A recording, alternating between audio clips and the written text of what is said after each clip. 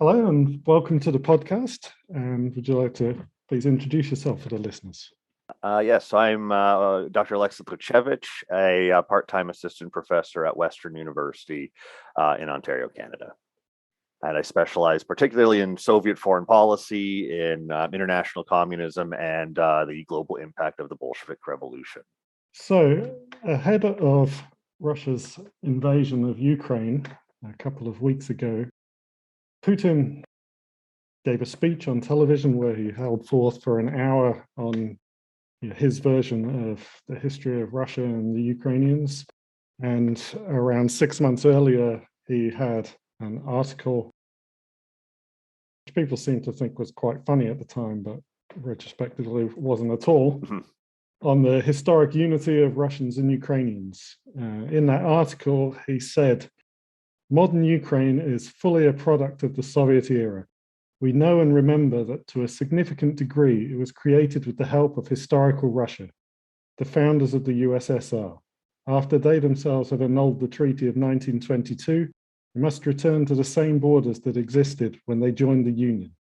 As per other territorial gains, they're subject to discussion and negotiation because the foundation has been annulled."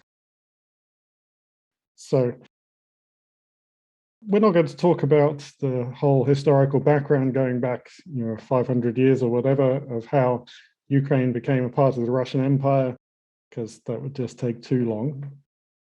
Today we're going to focus on that version of Soviet events that Putin's presented in support of Russia's attack.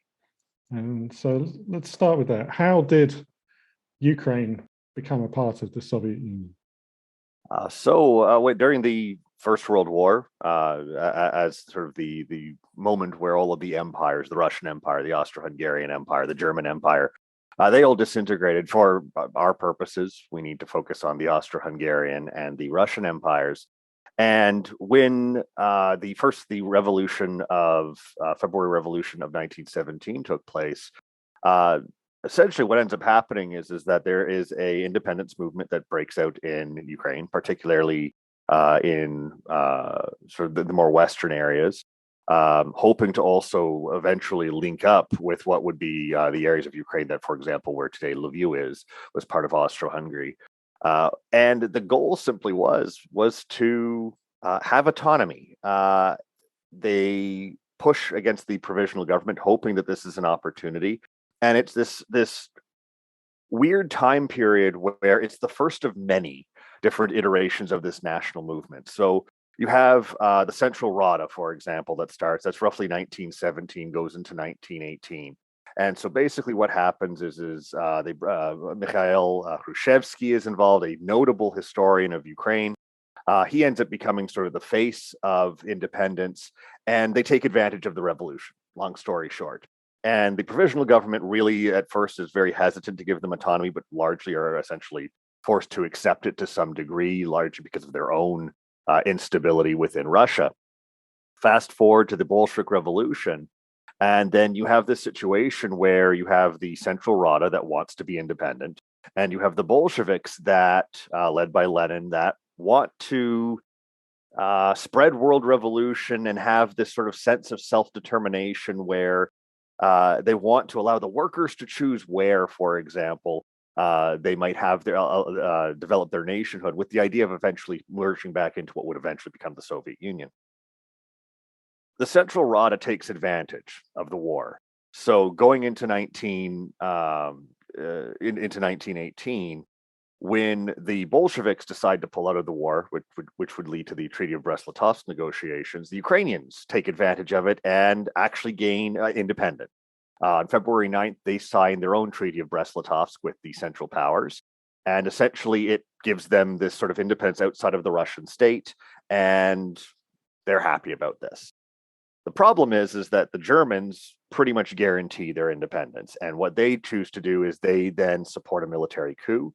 They put in Pavlo Skoropadsky, a conservative. He claims to be a descendant of some of the Cossacks in the region, and he runs Ukraine for most of 1918 until the Germans lose the war, side the ceasefire, and then you have another government come into play, a People's Republic run by Volodymyr Vinnychenko and several others that tries to again establish an independent Ukraine separate from what is happening in Bolshevik Russia, separate from Poland, separate from Austria-Hungary, all of that.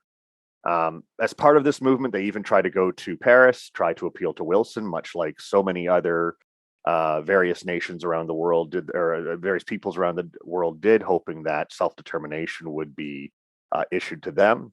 The Ukrainians don't really get much of an audience, and instead, over time, over the next couple of years, the Bolsheviks try to develop their own communist state there, developing basically a puppet, essentially in Kharkiv. And what they do from there is slowly, over the course of the Russian Civil War, take over much of what would be modern day Ukraine.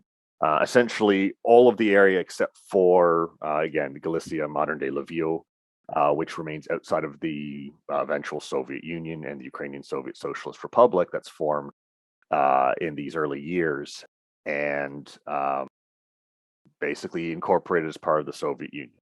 So that's sort of how the initial part happened. One of the things that's also important to kind of note here, beyond obviously highlighting all of these independence movements exist before the Bolsheviks are even in power, is there's a difference between the West and the East. So in Austria, the Austrian Empire, Ukrainians were allowed to speak their own language. They were able to write, to develop songs, to actually develop an intelligentsia. Hence, also why the western parts of Ukraine usually lead a lot of the cultural and intellectual aspects that are tied to nationhood, to the national movement and things like this. One of the things that also happens is, especially with regards, and even as early as 1917, 1918, Kharkiv, and the regions that today we are hearing about, Donetsk, Luhansk, is more Russified to some degree. And so a lot of that history that we're seeing play out today was already somewhat in place then, a result of Russian imperial policies, Russification, population transfers, things like that.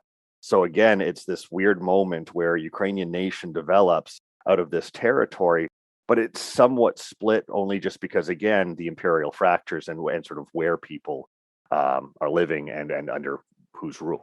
Putin particularly claims that Ukraine was created as a gift of Lenin. Lenin used the support of several minority groups in the Russian Empire to help the Bolsheviks take power, promising them various kinds of autonomy and homelands. He's a very pragmatic guy, Lenin. He would take any kind of help he could get, and usually would then turn around and fail to give anything that he'd promised back to them. So the Tatars, for example, were strong supporters, and Lenin was very careful to create a Tatarstan that did not include half the Tatar population and had a majority Russian unit. So when the borders of Ukraine were created, we'd say, for example, that the Kuban was well populated with Ukrainian groups, were not included. Was there's these kind of drawing borders up with the intention of weakening the Ukrainian people as such? Yeah, so with some of that, this is where, like, Terry Martin calls it the affirmative action empire, where where the Soviet Union basically states, Lenin, and to a lesser extent Stalin, at least during the 1920s, we're going to give all of the various ethnicities and nationalities within Russia, realizing it's a multi-ethnic state, we're going to give them all of these different this autonomy. And one of the biggest things that they focus on is indigenization, kolonizatsiya.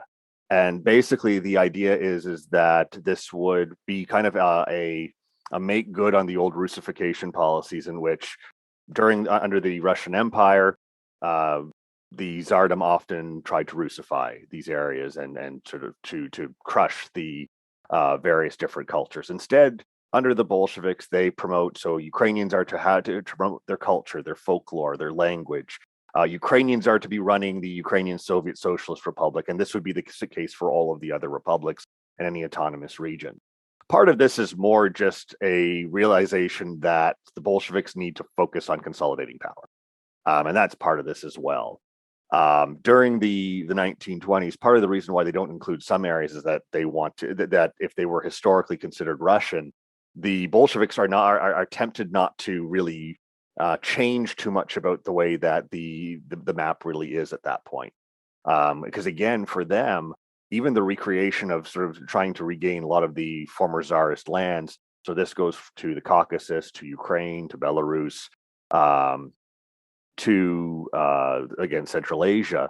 A lot of that is that even though that they are now attempting to claim that they stand for self-determination, they also want to maintain as much of the old Tsarist empire for their own economic reasons to rebuild the state and be this bulwark of international communism.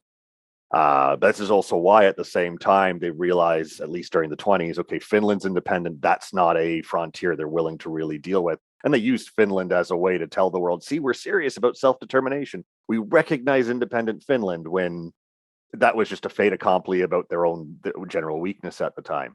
And so when they're able to then retake Ukraine, and they even try to retake Poland, and this is where then you have the Russo-Polish War and the miracle on the Vistula, and the Poles managed to actually turn back the Red Army. And that's really what saves Poland in terms of allowing it to be independent, at least for the interwar period.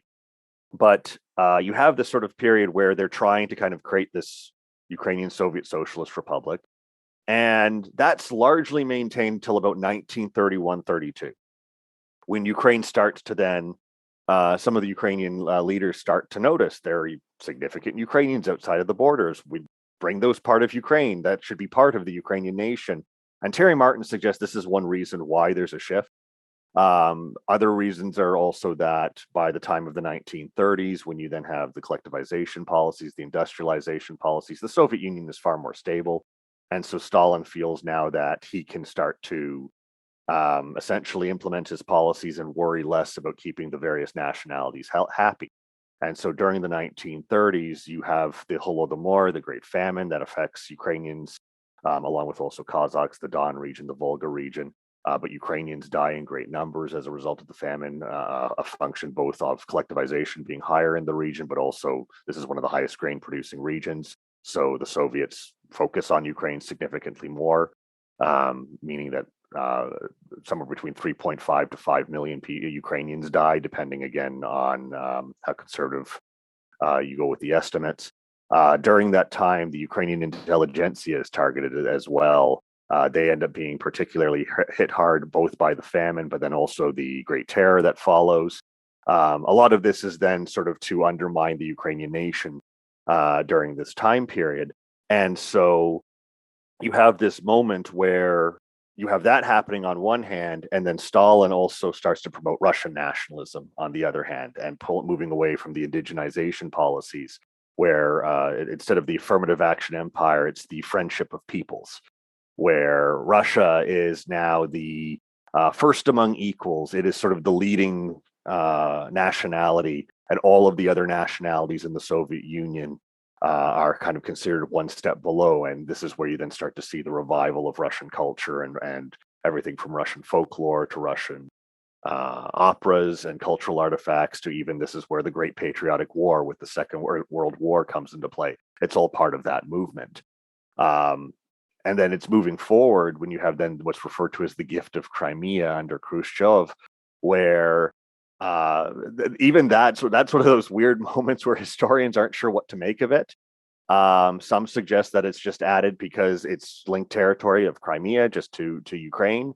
Others is it's again to some have focused on the Crimean Tatar population, and the Soviet Union didn't want to deal with it specifically, making it instead a problem, sort of viewing it as a minority, and those minority rights is something that the Ukrainian Soviet Socialist Republic would have to deal with. Unfortunately, that's something that I know a little bit less about, specifically that. But it's one of those sort of moments where, again, it's something that's come up especially recently with the Crimean annexation. Is that Crimea was never meant to be part of Ukraine, highlighting Khrushchev's gift of Crimea. So. Speaking of Ukraine, let's move on to how the borders of Ukraine have changed over the years. There's been a map which is quite widely circulated on Russian social media and other places showing, alleged changes over the centuries that Ukraine as such is a small area kind of around Kiev, and then this area was added by the Tsars, this area was added by Lenin, this area was added by someone else, with the implication that it's not a real country, it's just kind of cobbled together. But let's move on to that. Let's just talk about what actually was in Ukraine at the time. At the start of the Soviet Union, how did that Ukraine there compare to what Ukraine today is, and when were the borders moved around?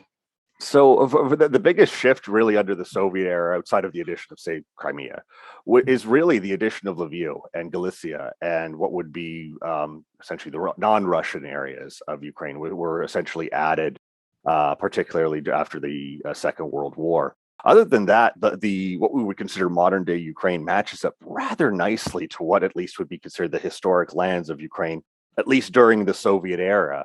Again, it's one of those where where there's differences is that, again, there's that sort of Western Ukrainian history, which takes on a different sort of tenor because, again, they weren't under Russian rule, so they were able to develop that culture in Western Ukraine and modern day Lviv that extends into Kiev, where you then have in Kharkiv, where it's a bit more Russified, again, because of it having been under Russian rule. And that's also why, again, there's been so much talk about how the linguistics of current day Ukraine, how Kharkiv is predominantly Russian, again, Donetsk, Luhansk also being predominantly Russian.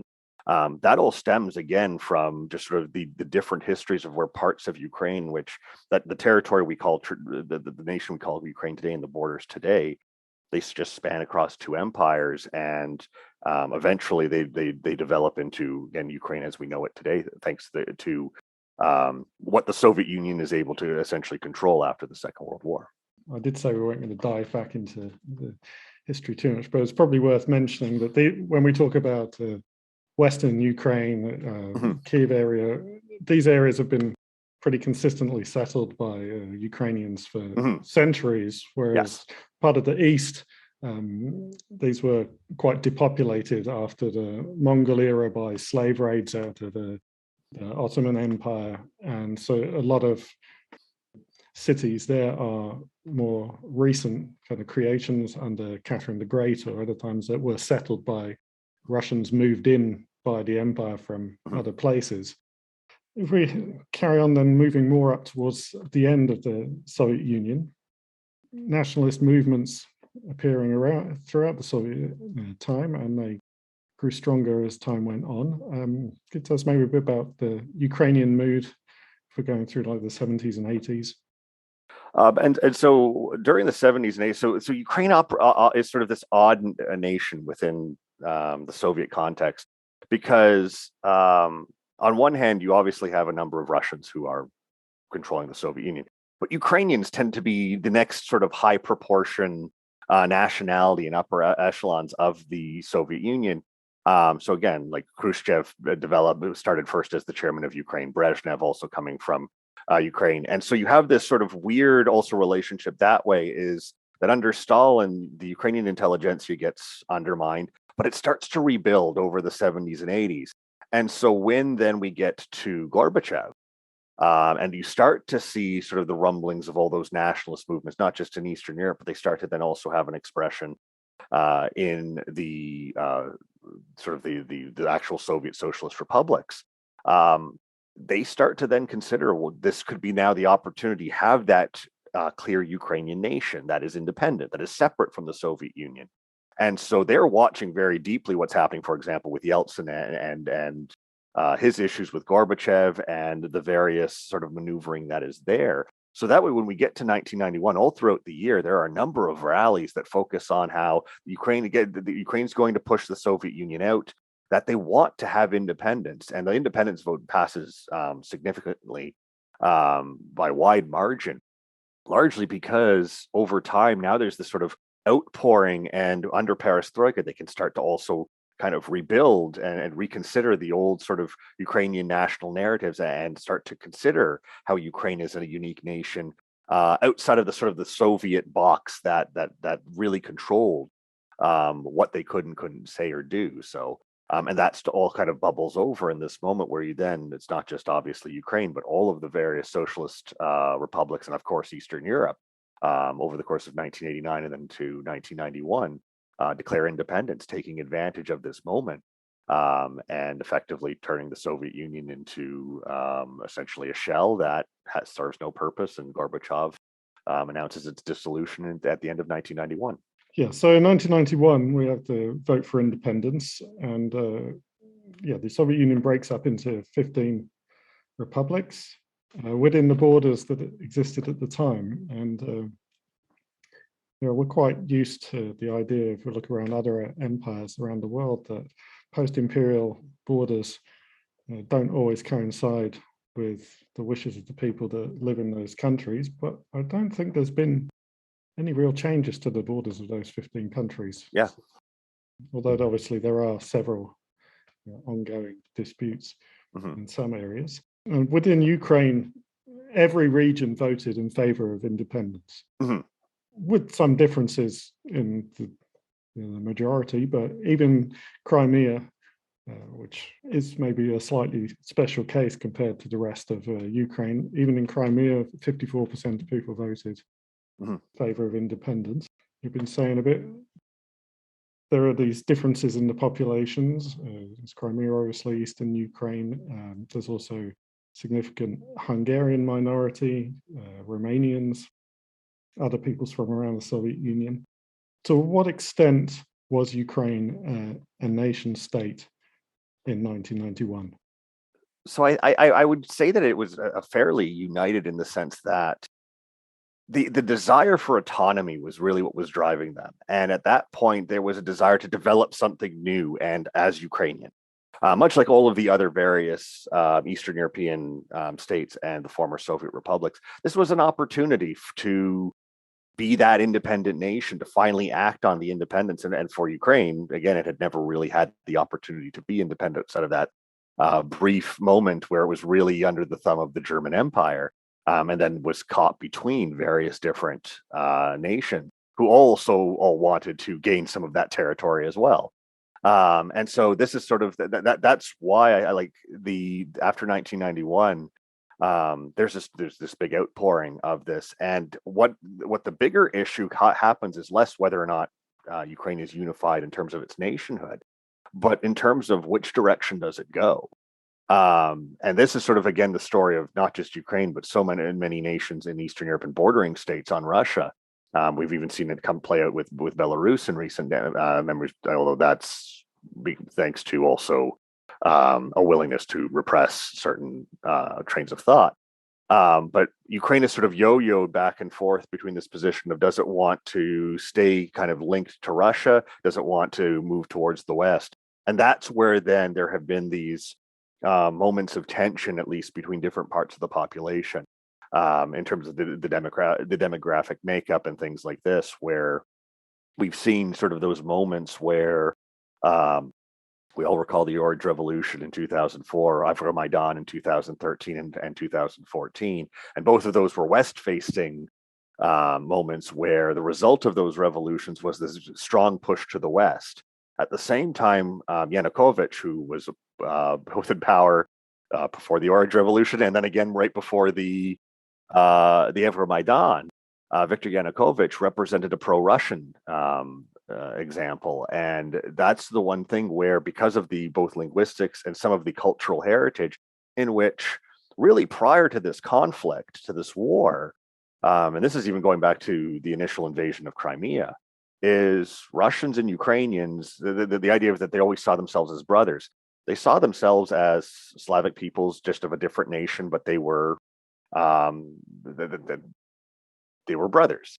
That started to change partially because of this growing desire by Putin to carve away some parts of Ukraine, particularly the more Russian-speaking part, and to merge them into Ukraine, or to give them at least some form of autonomy, but likely completely dependent on Russian rule. So yeah, and I think when we talk about pro-Russian, we ought to be clear that these were people that are in favor of being friendly with Russia, yes, being yes, oriented towards Russia, but not being part of Russia. yes.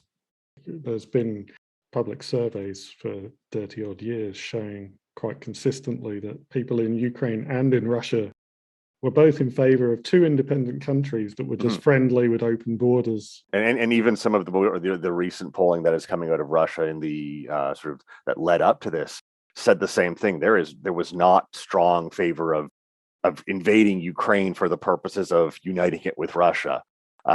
This was still very much that if there was support, it was for these specific regions. But a lot of it was they saw, the average Russian saw Ukraine as Ukraine. The issue was if they were concerned, and this is where again some of sort of Putin's concerns and just general Russian geopolitical concerns, that push towards the EU or NATO has always been something that's been very touchy for the Russians, generally speaking, especially during the 90s and obviously the last 2 decades under Putin.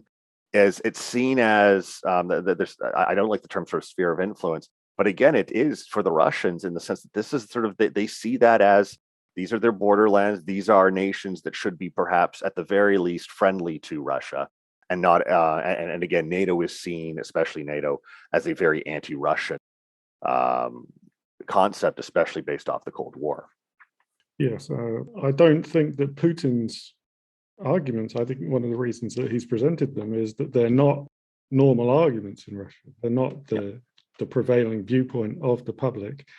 And certainly speaking to older family and people back in Russia now who maybe don't speak foreign languages, don't use the internet so much and rely on the TV, it's hard for them to understand, because the idea that Russia would invade Ukraine to make it part of Russia is so crazy that they just can't accept that it would happen.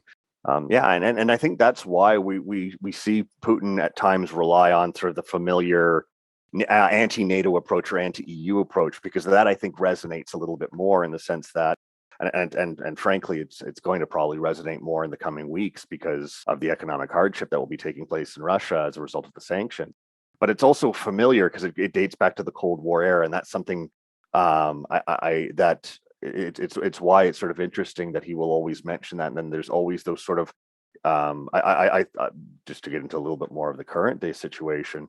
One of the reasons I think so many of the Russian leaders, when they're speaking, are making threats to NATO is again to sort of prime, especially the Russian those who are consuming state TV and things like this, to prime them for something that's again familiar. This idea that the West is encroaching on what is traditionally seen as Russian, and even though that has its own long history as well, it's something that I think is far more effective in terms of winning over the average Russian than anything that with regards to Ukraine in terms of this full invasion of Ukraine and trying to reincorporate it back into Russia. So let's maybe talk a bit about what's happened since 1991. If we talked about whether there was a nation state then, I think the course of this invasion now shows quite clearly that the Ukrainians are a united people today. We talk about like some of the processes that have gone on over the last 30 years that have led up to this. Obviously, the 2014 is a part of it, but maybe other things, and promotion of the Ukrainian language, which is sometimes presented, certainly in Russia, as some kind of a suppression of Russian-speaking culture in Ukraine. To what extent might that be true? So focusing on the 90s, there was again a desire to push away from Russia, and this is one reason why is again now out from underneath the yoke of the Soviet Union, and then also again considering the long history under Russian imperial control, there was a desire to promote Ukrainian thing, and so there was a focus on Ukrainianization and things like this in parts of Ukraine. At the same time, as is very evident today, that did nothing to undermine the use of Russian and whatnot. During the 90s, I think was much more of a time period where Ukraine tried to really establish itself that it could be autonomous, it could be on its own, and to really push away from Russia. And this is then why you have this sort of moment that eventually leads up to the Orange Revolution, where Viktor Yanukovych comes in as sort of this both a force of stability in one sense, but he's also pushing away from, say, the Leonid Kuchma, the corruption and things like that, and trying to re-navigate Ukraine's position as potentially being somewhat closer to Russia. The issue is that I think what the concerns over Ukrainianization are, I think, overdone in the simple, just like NATO is, I think, overdone. Is I explain this to my students this way because there's always a tendency, and I'll use the NATO example because it nicely illustrates this, is we always like to focus on Russia and the United States. So in this case, there's always this focus on Russia and Russia's sort of concerns here. But think of if you're Ukraine, but just like you'd be if you're thinking about any of the Eastern European nations coming out after the Eastern Bloc collapses. You see Russia as the imperial power. You want to distance yourself from it. And so a lot of their policies they undertake are to try to push away from the old Soviet way, the old Russian way, and to stand on its own. And with, for example, NATO, and this is one of the reasons why Ukraine is sort of, especially when it has its moments where it pushes towards the more westernized side, and this is also one reason why the EU also is so alluring, is if the option is under sort of Russian control or influence or something else, the only reasonable something else for Ukraine, as would be for many of these other Eastern European nations, is NATO and the EU.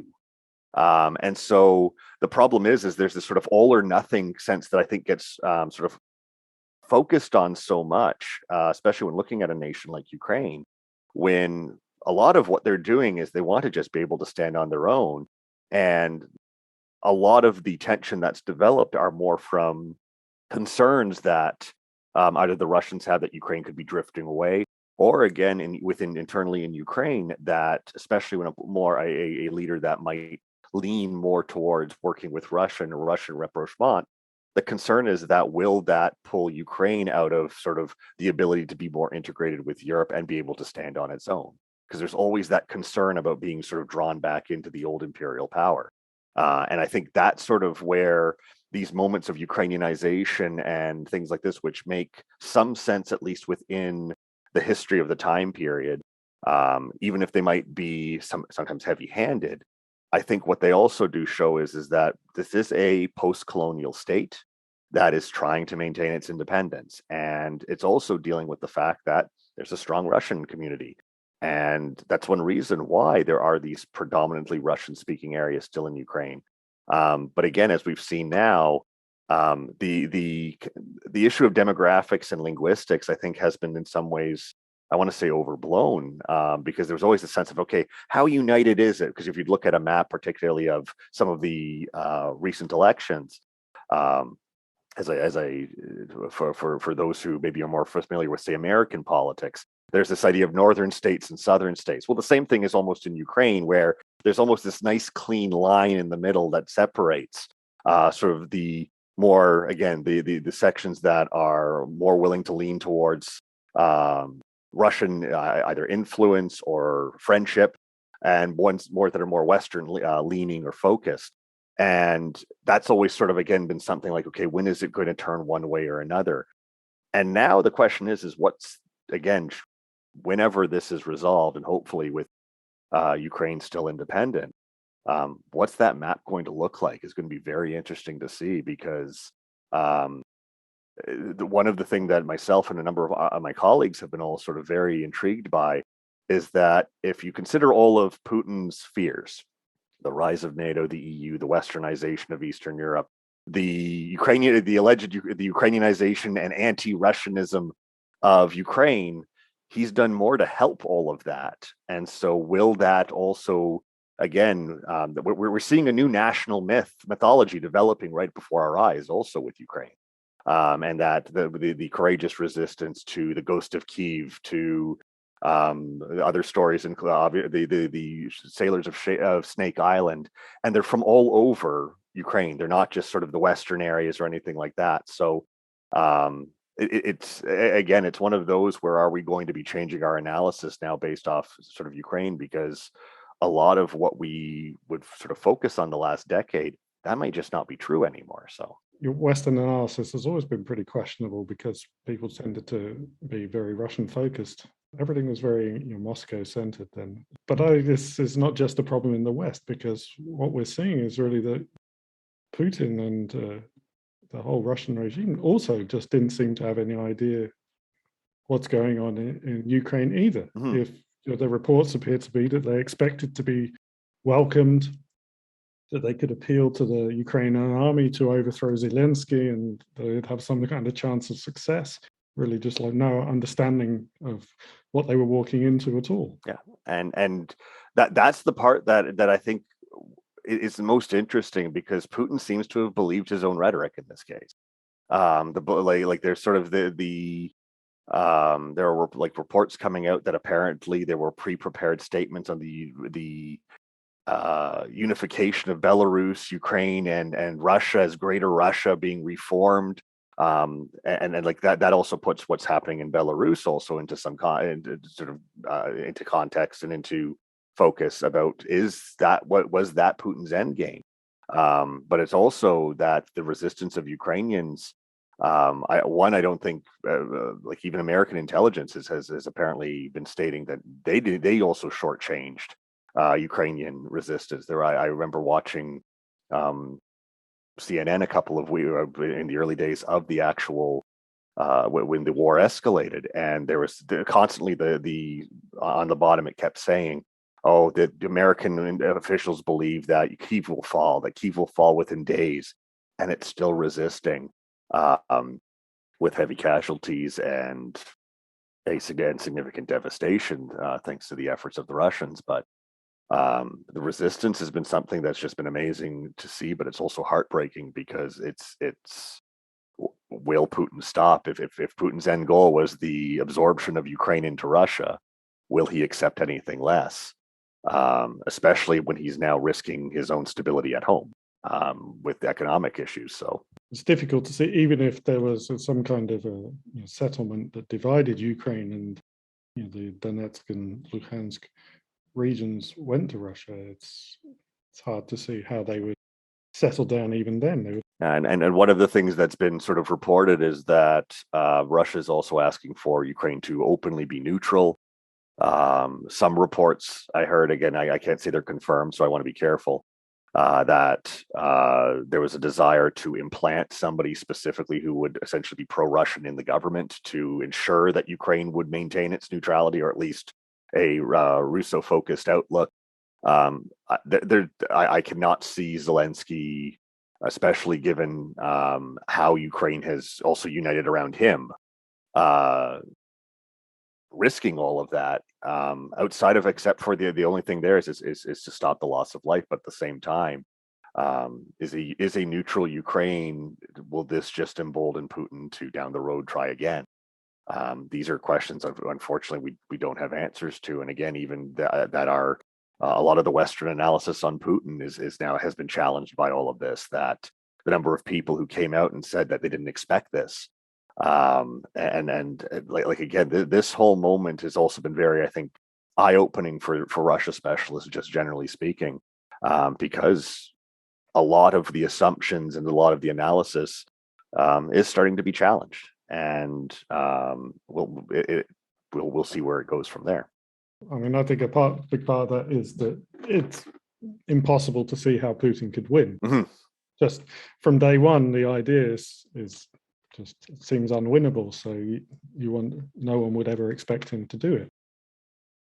And even if we talk about like neutrality, you could see people would agree to neutrality, maybe, yes, for a ceasefire and to save lives, but it's hard to imagine that a Russian puppet regime would be viable in Ukraine now. Yeah, and that's all like a reality. One reality that I can't see is a Russian occupation of Ukraine.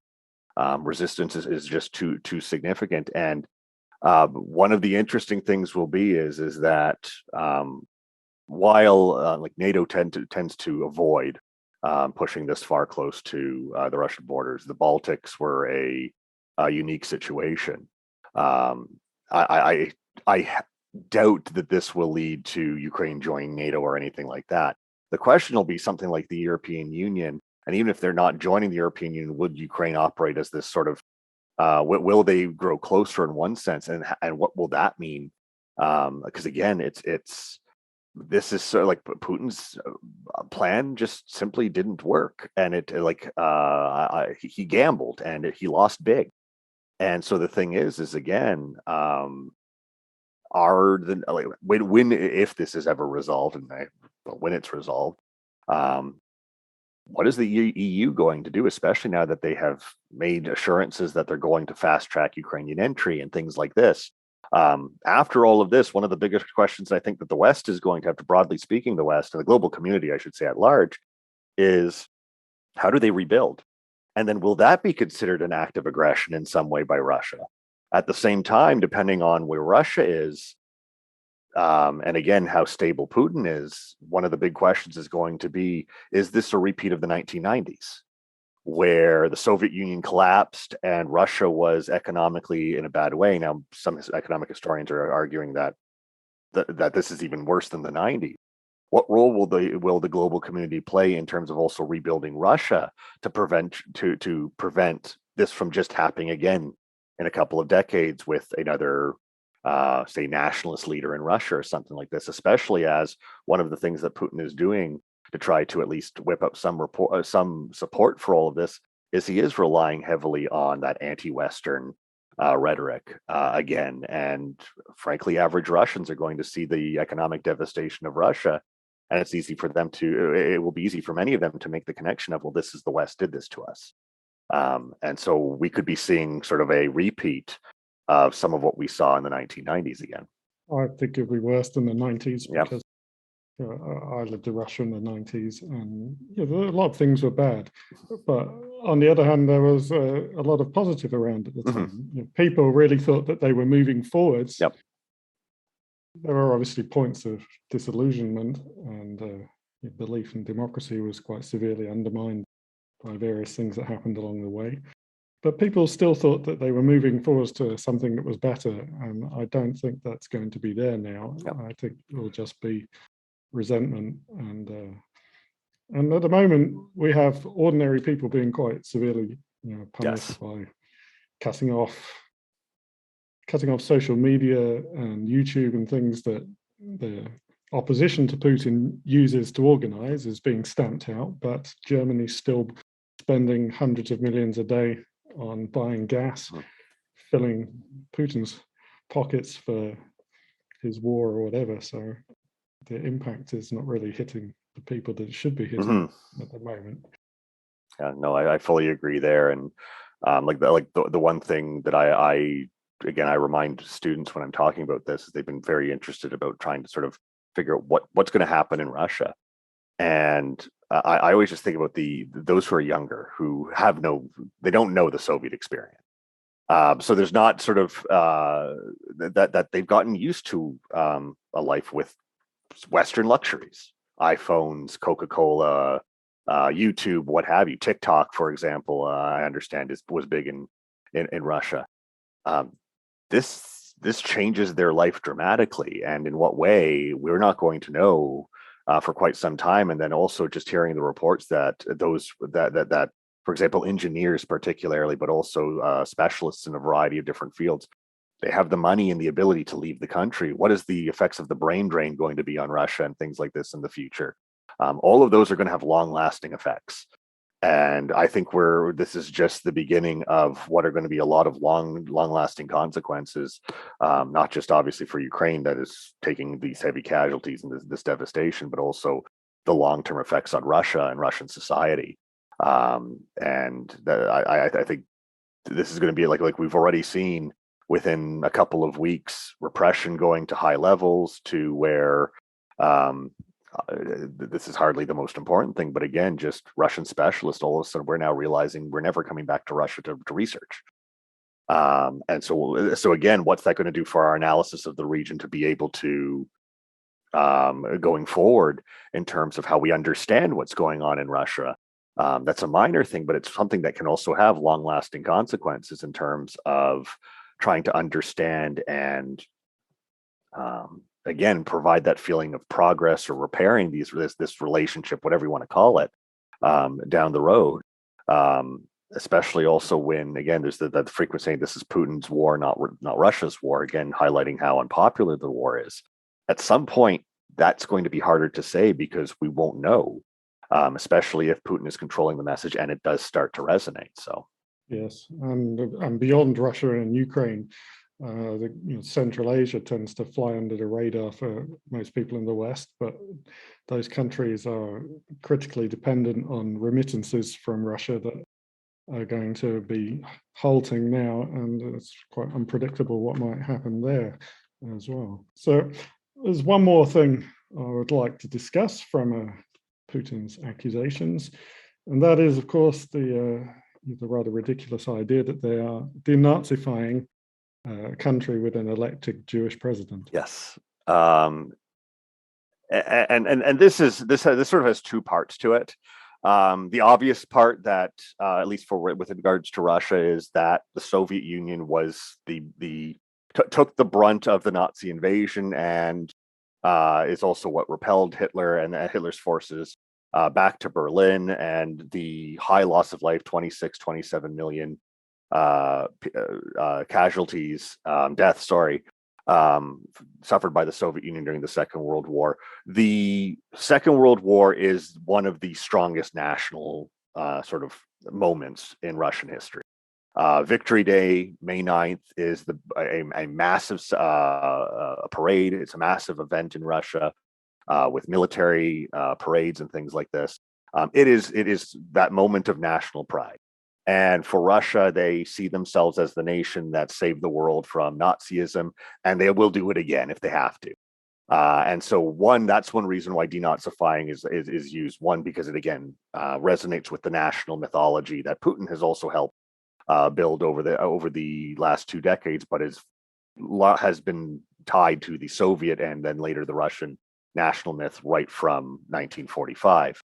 As for then, with regards to Ukraine specifically, and it should be noted that Putin has called also the Baltic states neo-Nazi. He's called Ukraine neo-Nazi on multiple occasions, even before Zelensky. Part of this comes from two points. One is the complicated history of collaboration in Eastern Europe. That many Eastern European nations, when Nazi forces invaded, they were greeted as liberators by some segments of the population. Some locals collaborated, helping with the Holocaust, helping the Nazis. And that is something that Putin is also certainly embellishing for the purposes of trying to show that sort of Russia has always stood against Nazism, whereas these regions have this history of collaboration. One of the more notable Ukrainian nationalist heroes, Stepan Bandera, is seen as a controversial figure because when the Germans invaded, he declared Ukrainian independence using the German invasion as his pretext. Some see him as sort of that he's just taking advantage. Others highlight that as a form of collaboration. The Organization of Ukrainian Nationalists also were involved either through themselves or UPA, the Ukrainian Insurgent Army, were involved in ethnic cleansing of Poles as the ethnic tensions in the regions boiled over, as essentially the Ukrainian nationalist forces or certain segments of the Ukrainian nationalist forces essentially fought anybody who stood in the way of a Ukrainian nation, whether they were Poles, the Soviets, the Nazis, what have you. Holocaust historians disagree to what extent Ukrainian nationalism was complicit with regards to the killing of Jewish populations in the region. So there's this massive, complicated history that is also tied to the Ukrainian national issue. To what extent is of great discussion and disagreement amongst historians. But this is where things like the black and red flag of UPA become very loaded, because for some Ukrainians, it's a Ukrainian nationalist symbol. To Polish populations, it's seen as glorifying a group that participated in ethnic cleansing. Or it's seen as anti-Semitic. And particularly during Euromaidan, a number of far-right groups rehabilitated the UPA flag and showcased it. And Putin noticed this, and he claimed that, see, look at the neo-Nazis who are now trying to influence this moment of trying to push Ukraine away from Russia. Now, these far-right groups were a small segment of what is a much larger movement that we're trying to take advantage of the movement. And much like virtually every other nation in the world, there is a significant far right contingent. But Putin has also, again, used that target of neo-Nazism and then tied it to this history, both for the triumphalist Russian national myth, but also the complicated history of collaboration, and then the rehabilitation of certain flags and symbols to tie this into sort of this justification. When, just to sort of point this out, in the most recent elections, far right groups in Ukraine were only a small percentage. I believe they only have one seat in the Rada. So they're not necessarily that important, but because of their existence, he has ramped that up and embellished it as a way to try to, again, create this fabrication for this. And the existence of certain groups, such as the Azov Regiment, that is known to have far right beliefs, only adds to sort of the fire that he is trying to stoke, when again it is a small section that represents then he's using that to sort of tar the entire Ukrainian nationalist movement. Yes, I think it's right. At the Maidan, these groups did come. They got a lot of media because they're quite photogenic in the ring. But I think the last 8 years it was clearly shown that they didn't have any kind of wider power at all. They don't play a role in government or anything else really. Exactly, and I think that a result of this war will be that they have even less of a role, because we will see Ukrainian patriotism, Ukrainian unity becoming more widespread, and there will just be less of a constituency for these kind of fringe nationalist groups than they might have been when the country was maybe a bit more divided or uncertain about its identity. Yeah. Again, it's one of those where this is just, again, the unification of the Ukrainian resistance movement is going to have very interesting reverberations also for how Ukraine develops over in the future. And again, Zelensky, there's sort of a degree where he was almost dismissed, because again, as a comedian, the Ukrainian sort of Ukrainian Jon Stewart in some ways, as I've heard him also referred to at one point. And he has stepped up as a very strong leader. And Zelensky has also sort of, again, developed as part of the nationalist myth as well. So again, it's more from just sort of, again, watching events unfold. There have been a lot of sort of surprising turn of events, and they suggest, again, should this be resolved, and again, I think it's fair to say we all hope that it will be resolved soon. How that happens, I don't know. I fear the worst, unfortunately, but I'm trying to be optimistic that somehow this ends, and with Ukraine still independent. And again, I don't know how that will happen, but I just hope. But it'll be very interesting to see what happens with Zelensky going forward, because I think that's one thing in Ukrainian politics. There have been moments like there's the Klitschkos, there was Yushchenko, there was and others, but there's never been someone like Zelensky who really seemed to unify the people around him, and that's something that could be promising going forward for Ukraine. Maybe there's not been a president who had genuine popularity and the opportunity to do something with it, presuming that we can reach some kind of peaceful settlement. Although Ukraine has successfully elected presidents and contested elections, the oligarchs and various, Russia, other groups have still had a strong influence on what happens, and maybe obstructed reform over the years as well. And this could be an opportunity for Zelensky to do some real change if he's given the chance. Well, maybe we should end there on a hopeful note. Yes. Although, like you, I share your worries that things will only get worse from here. I try to end every interview I do with some means for hope, even if that's hard, as with news coming out every day of the civilian casualties. We just have to hope that Ukrainian resistance keeps fighting, and that keep saying sort of surprising consequences of this, that there's a surprising consequence that somehow leads to a resolution that the world can live with.